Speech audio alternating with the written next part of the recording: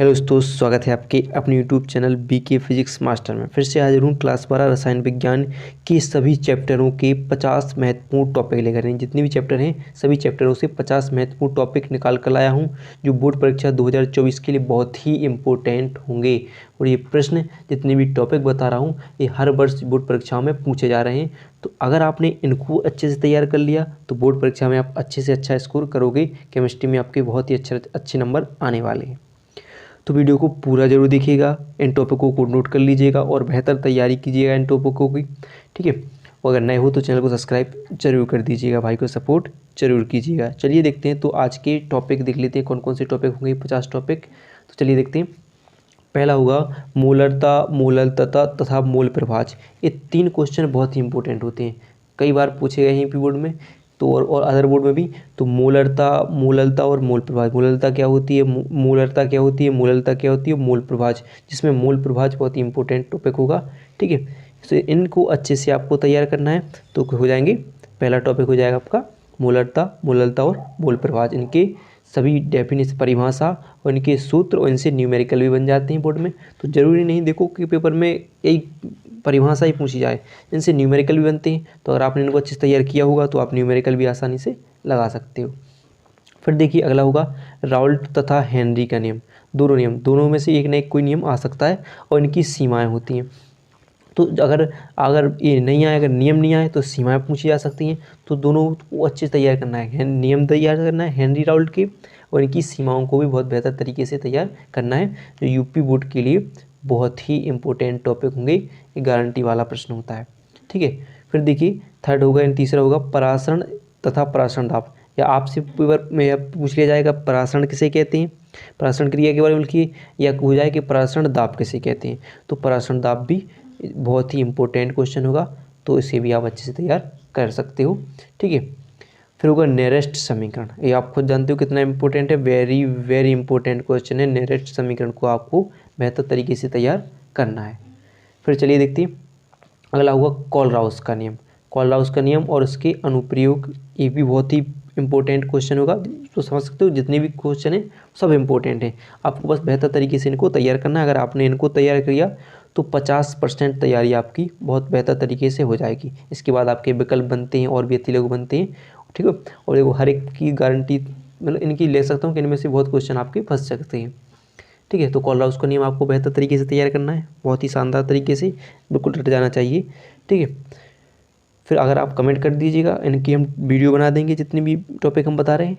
ठीक है, तो आपकी हम बेहतर तैयारी करा देंगे आपके लिए। ठीक है, फिर देखिए विद्युत रासायनिक श्रेणी, इसके अनुप्रयोग इम्पोर्टेंट, बहुत ही इम्पोर्टेंट। ज़्यादातर इसके अनुप्रयोग आ जाते हैं कि विद्युत रासायनिक श्रेणी के 2 अनुप्रयोग, 3 अनुप्रयोग शॉर्ट क्वेश्चन में पूछ लिया जाता है, तो इनको भी तैयार करना है आपके लिए। ठीक है, फिर देखिए फैराडे के विद्युत अपघटन नियम, दोनों नियम, फैराडे के विद्युत अपघटन के दोनों नियम को बेहतर तरीके से तैयार कर लीजिएगा। ठीक है, फिर देखिए प्रथम कोटि की अभिक्रिया क्या है और इसके वेग स्थिरांक के लिए व्यंजक।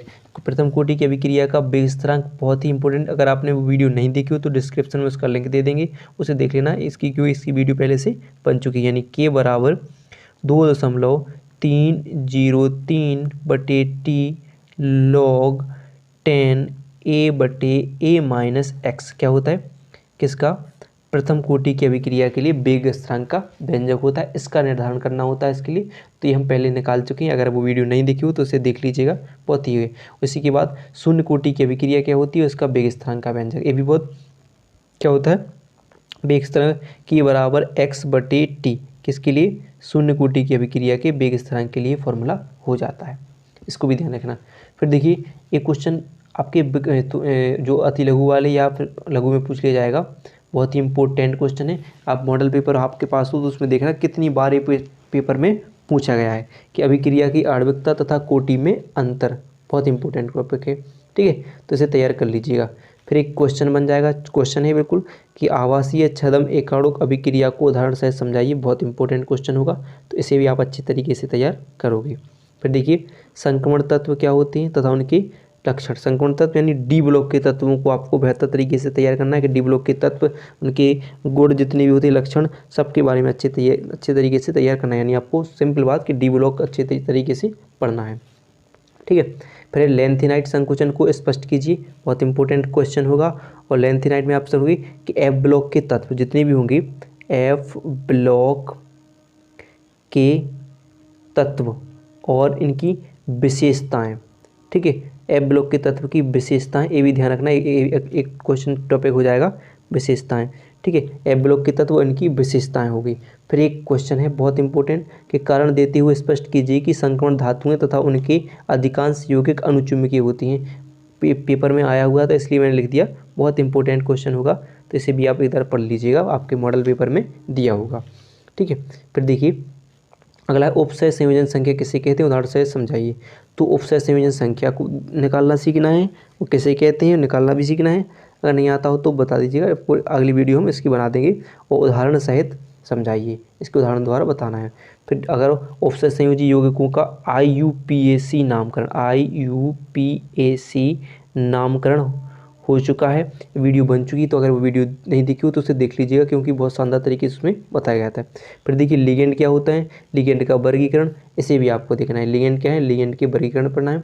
फिर देखिए संयोजकता बंध का सिद्धांत और उनकी सीमाएं, बहुत इंपॉर्टेंट क्वेश्चन होगा आपके 9th चैप्टर का, ठीक है, जो भी होगा 9th 6th जो भी अभी चैप्टर है उसका बहुत इंपॉर्टेंट है, संयोजकता बंध सिद्धांत और उसकी सीमाएं और बर्नर सिद्धांत, ठीक है। इसी के आधार पर जो बर्नर सिद्धांत हुआ था, बर्नर सिद्धांत को भी आपको अच्छे तरीके से तैयार करना है, ठीक है। संयोजकता बंध सिद्धांत का बर्नर सिद्धांत भी हो जाता है, उसमें ये हो जाएगा, दोनों हो जाते हैं, तो इनको तैयार करना है।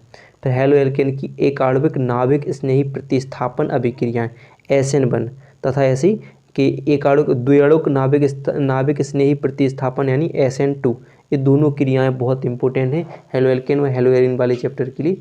तो इनको तो आप गारंटी से लिख लीजिएगा, तैयार कर लीजिएगा, क्योंकि इनमें जो प्रतिस्थापन वाली अभिक्रियाएं होती हैं वो सबसे ज़्यादा पूछी जाती हैं, तो इनको अच्छे से तैयार करिएगा जितनी भी प्रतिस्थापन वाली अभिक्रियाएं हैं, ठीक है। फिर देखिए प्रयोगशाला में क्लोरोफॉर्म बनाने की विधि, और फिर अगला देखिए 20 में होगा क्लोरोबेंजीन के हैलोजनीकरण, नाइट्रीकरण, सल्फोनीकरण और फ्रीडल क्राफ्ट अभिक्रिया, इनको भी तैयार करिए, किसके, क्लोरोबेंजीन की। और एथिल अल्कोहल बनाने की विधियाँ, और एथिल अल्कोहल कितने प्रकार के होते हैं, इनके उपयोग क्या क्या होते हैं, उसको बिल्कुल सब आपको डिटेल में तैयार करना है। तो इनको बनाने की विधियाँ, उपयोग, समीकरण के बहुत बेहतर तरीके से तैयार करिएगा। चलिए तो और देख लेते हैं। इसमें क्वेश्चन हो जाएगा ल्यूकास परीक्षण, किसके लिए, एल्कोहल के परीक्षण के लिए जो परीक्षण किया जाता है उसे ल्यूकास परीक्षण कहते हैं। तो एक पेपर में भी बहुत बार पूछा जा चुका है, तो इसको भी अच्छे तैयार कीजिएगा। ल्यूकास जो परीक्षण क्या है, इसमें प्राथमिक द्वितीयक और तृतीयक एल्कोहल की पहचान करने के लिए यह परीक्षण किया जाता है। फिर देखिए डाई एथिल ईथर बनाने की प्रयोगशाला विधि को तैयार करना है, फॉर्मेल्डिहाइड बनाने की प्रयोगशाला विधि, एसीटोन बनाने की प्रयोगशाला विधि, ये तीनों प्रयोगशाला विधि को आपको बेहतर तरीके से तैयार करना है। और एमीन किसे कहते हैं, इनकी बनाने की विधियाँ, प्राथमिक द्वितीयक और तृतीयक एमीन बनाने की विधियाँ बहुत बेहतर तरीके से तैयार करना है।